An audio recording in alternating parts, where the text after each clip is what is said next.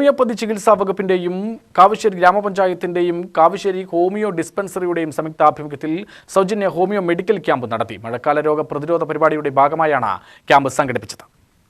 Padur ALP സ്കൂളിൽ നടന്ന camp Kavassery ഗ്രാമപഞ്ചായത്ത് പ്രസിഡന്റ് ഗിരിജാരാജൻ ഉദ്ഘാടനം ചെയ്തു. ഇത്തരത്തിലൊരു ഹോമിയോയുടെ ക്യാമ്പ് വേണമെന്ന് നമ്മുടെ മാനേജർ നമ്മുടെ സ്കൂൾ പ്രവേശനോത്സവവുമായി ബന്ധപ്പെട്ട് ഇവിടെ വന്ന സമയത്ത് തന്നെ നമ്മളോട് പറയുകയുണ്ടായി.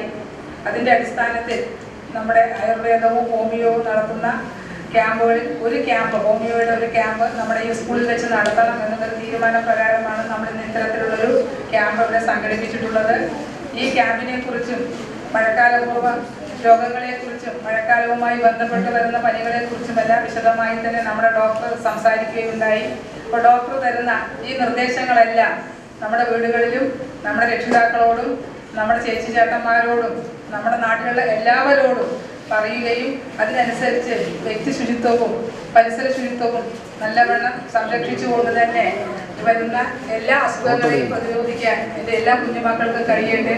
അതിനായി ഹോമിയോപ്പതിയുടെ ഈ മരുന്ന് പാർശ്വഫലങ്ങളില്ലാത്ത ഇത്തരം മരുന്നുകൾ ഉപയോഗപ്രദമാകട്ടെ എന്ന് മാത്രം പറഞ്ഞുകൊണ്ട് ഈ ചടങ്ങ് ഔപചാരികമായി ഉദ്ഘാടനം ചെയ്തതായി അറിയിച്ചു.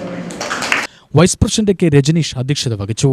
Homeo medical officer doctor Attiyusha, standing committee chairperson Girija Sudhakaran, grama panchayat അംഗങ്ങളായ Shantha Shibi, Smijitha, PTA president PP Pratheesh, doctor Prathibha Vidyadharan എന്നിവർ പ്രസംഗിച്ചു. പ്രധാനാധ്യാപകൻ AS ആൽപ്സ് സ്വാഗതവും മാനേജർ K കൃഷ്ണൻ നന്ദിയും പറഞ്ഞു. UTV news, Palakkad.